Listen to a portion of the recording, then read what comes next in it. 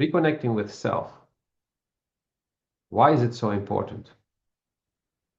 Hi, my name is Lotfimrat, and in today's video, I'm going to explain this, and I'm going to go in depth. And for about half an hour, I guess, I will be sharing from my personal experience and the experience with my clients, putting things in perspective, showing you the bigger picture, so that you understand which options are available to you today. Find more inner peace, to learn to connect with your true self, and from there take better decisions, improve the quality of your life, and more. So without further ado, let's dive into this. Like, subscribe, and share. For the past few weeks, I have been contemplating a lot on what's the most important thing for us now. Of course, I started working for myself. What's the most important thing for me now? And what I noticed was that my energy shifted when I started doing what I really like to do. And it was a physical thing. I was working with my hands, building things, improving things. I already knew that I enjoy this. Also, when playing computer games, I would enjoy the most the ones where I had to build, or the building phase of a game.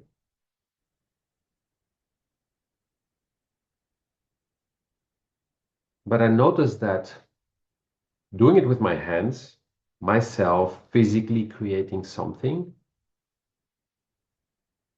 is giving me energy. I had an accident several months ago, and I still have some neck issues. But it's like they're disappearing when I'm doing the physical work that I enjoy. And I can do it for many, many hours in a row with really hot temperatures, because we have had a heat wave here. And I was doing the work on the attic, and the attic has only a small window like this. And so I would start to get cooked there. Even with a ventilator, I would still get cooked. But I really enjoyed it, and I felt how it brought me back into my body. I felt how it was calming my nerves, not worrying about this or that, how to do this, how to do that, figuring out what program to offer, what training to create. It brought me deep calmness. And this is leading to the subject of today's video, which is about reconnecting with self, which is, based on my conclusions, the most important thing to be able to get through life in general, but even more important to get through life today. July 2026, but also 2027 and probably 2028, but also 2025, 2024, and all the way back to 2020, and maybe even before that. But 2020 is when things started to get hicky. And looking back at the past 5-6 years, I can see that when I was doing things physically, it would bring me back into my body and bring back inner calmness. Even though I had no clue how to resolve certain issues in my life, it was bringing me calmness. And from that calmness, solutions would come up. Either external solutions would come to me, or I would figure out things. It is also what has helped me to release my stress. A long walk in the field helps releasing a lot of stress, like almost all of it. Yes, there are cases where you still have some, but in general, it really helps release. But it needs to be a walk that really takes your energy physically. You need to invest physical energy. You need to feel it in your body. In the heat, and you feel like, oh gosh, it's really hot. Oh, why did I decide to do that today at this hour? Oh, it's really hot, but you keep going. And that's when, that's at the moment, you feel like, whoa, now the tension out of my body. The sweating is helping. But also crying is helping. Did you know that when crying, you literally release certain toxins from your body through your tears? So a weekly cry would be really healthy for most people. Some people may need it a little bit more often. And the cry does not need to be about something sad. It can be about something that really touches you emotionally. This week I cried when watching the pictures of the first few days of my son.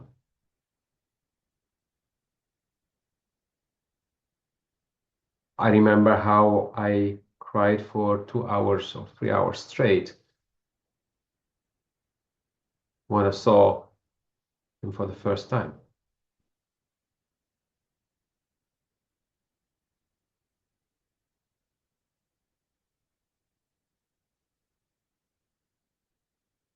I do not know which emotions are coming up at that moment. I just know I go deeply into my emotions and I release.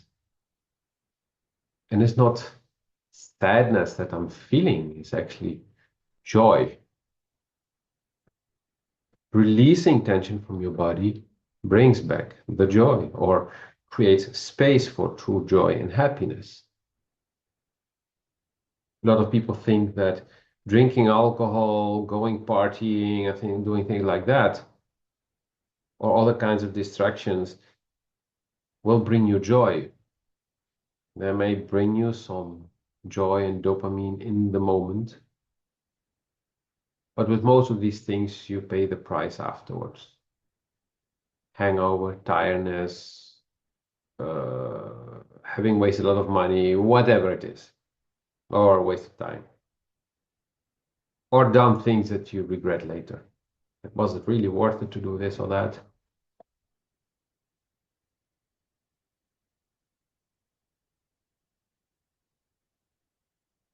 Connecting inwards is where we find our true self. Is reconnecting with our souls.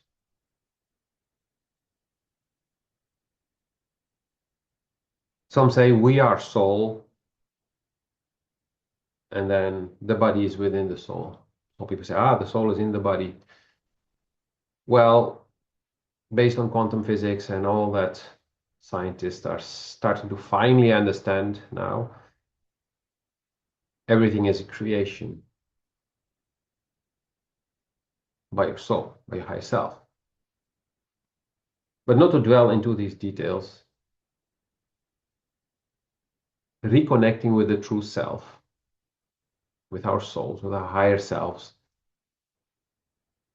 helps us to go back to the core, the reason for our existence. This is how we can find our purpose in life. And let me be very clear. Your purpose in life is not one in general. We have different purposes at different phases of our lives, in different locations where we physically go, in different roles that we may play.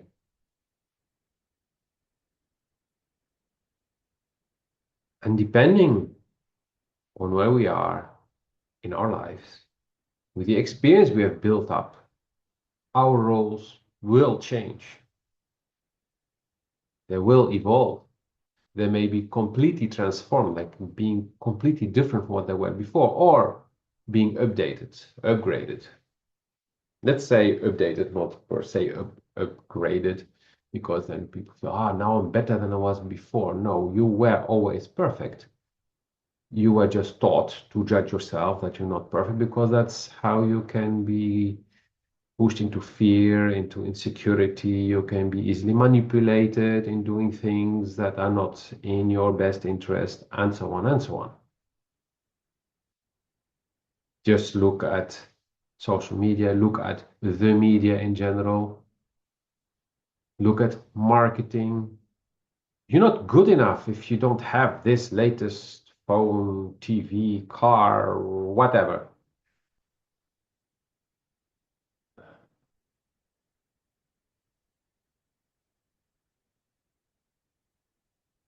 I do not have the fanciest tools. I often work with second-hand wood or products in general.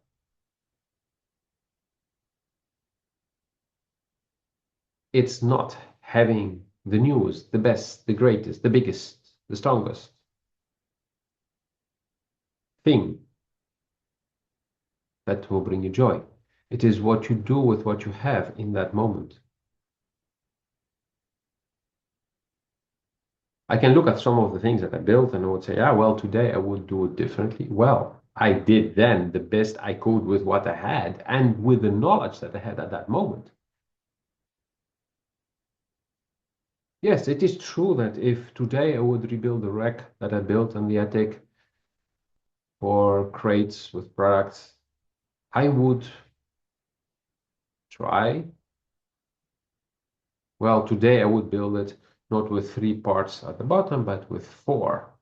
Would be more efficient. But when I was building it, I did not have what I needed to build 4 compartments. And I also didn't realize in that moment that 4 compartments would be better long term because of how I decided to put the boxes eventually. So my perspective on things and my reality changed. So yeah, what I did then was perfect then. And today I'm looking like, yeah, well, do I want to go and dismantle it? No, definitely not. Would be too much effort. So I'm just happy with what I have. And anyway, even 3 compartments today is way better than 0 compartments before then.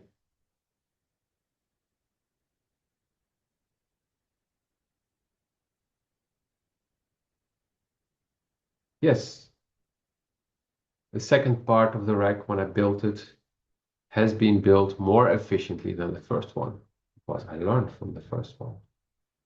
The next rack I would build eventually would be even better than that. Actually, I built a new rack actually, and it's already more efficient than the first 2.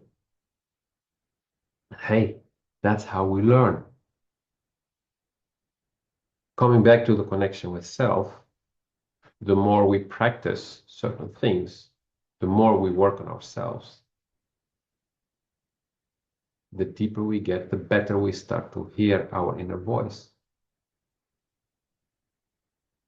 The more inner peace we find, the easier it becomes to take decisions, the easier it becomes to follow our passion.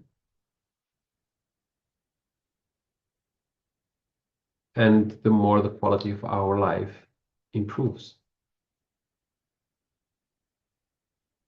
If this inspires you to also start doing something that helps you to ground, to reconnect with self, to release attention in your life, but you do not know exactly what to do, what would work for you, then this is your lucky day. I have the ability to connect through my higher self with the higher self of somebody, whether it's physically in front of me or we are connected through a screen like this, and get answers for that person. So if you're unable to connect with your higher self, but you have questions, then I have soul answers for you. That's how I call the service. You will be able to get answers to questions you haven't been able to find the answers to, whether it's about how to reconnect with yourself or how to deal with certain things in your life or any other questions. And it's your higher self which will decide which answers you will get to your questions. Sometimes we have a question, but there's a deeper question laying under it. And then the soul decides to answer that question. And then you're like, oh, wow, this is even better. I didn't think that far, or didn't go that deep, or didn't realize this was all connected. So I can help you with that. But I can also train you on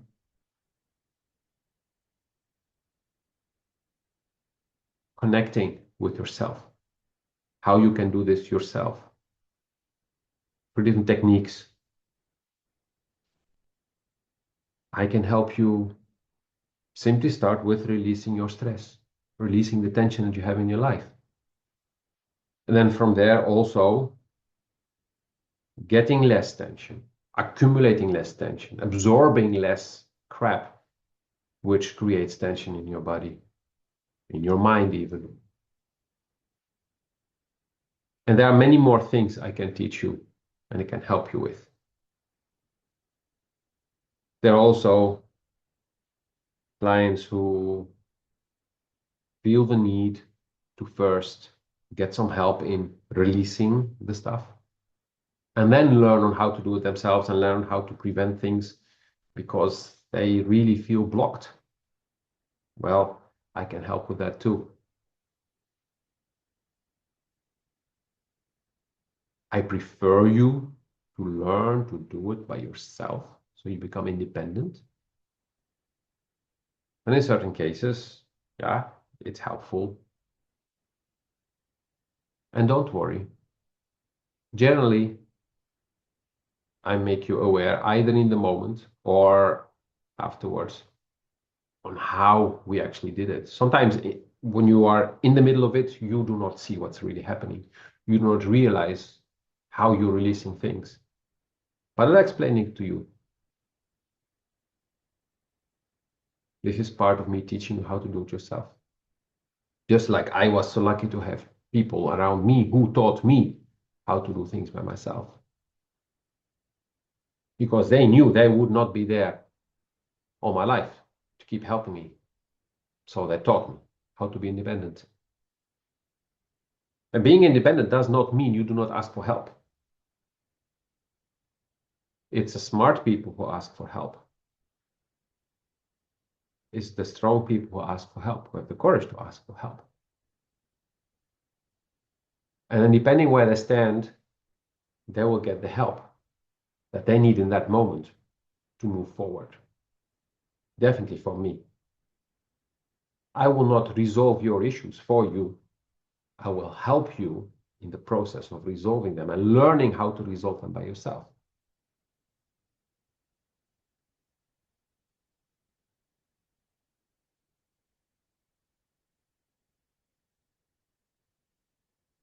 If this all resonates with you, you know where to find me. In the description, there are the links. Also, feel free to forward this to someone you feel really needs this. And without pushing them, without putting the conditions like, okay, I'm sending that to my brother, my friend, my sister, or whoever, and they really have to do something with it. And I will be really disappointed if they don't. No, no. Work. You share and you let go. You detach. Of course, you can ask after a few days, hey, did you like what I sent you? Ah, I forgot to look at it. Ah, it's still on my list. Okay, that's a reminder, a gentle reminder.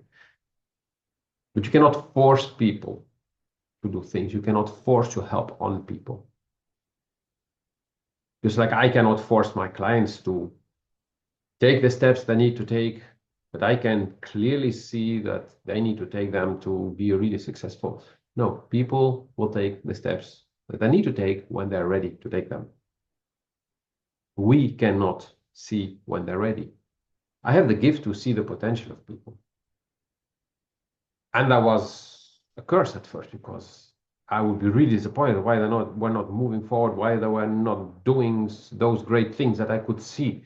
And then I realized, oh wait, this is their potential. This is not where they are today. And so I learned to take a step back, observe, and then see, and then also feel in the moment if it's up to me to share this or not, what I can see. And sometimes I get a no, and then a few minutes later I do get a yes. And sometimes it takes hours, days, weeks, months, years. Sometimes there is no yes. Just for me to see the bigger picture, for me to learn from that. And then somebody else may tell them something, or they will just discover it by themselves.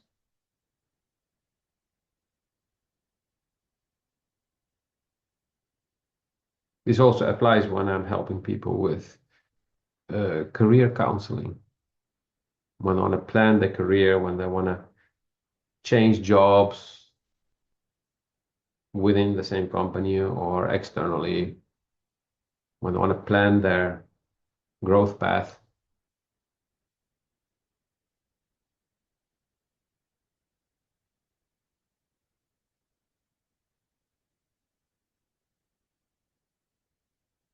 My soul, their souls, speaking through mine, will tell me what people need to hear and when.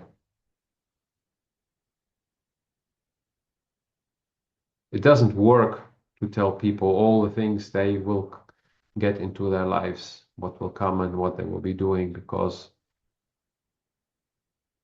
we all have our moments where we need to learn certain things before we can take the next step.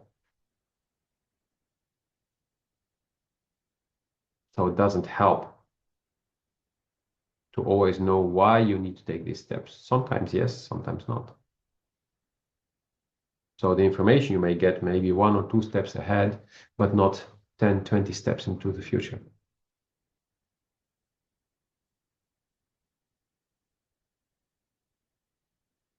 And if this frustrates you, then you definitely need to work on your inner peace and inner calm and grounding and being here and now in the moment.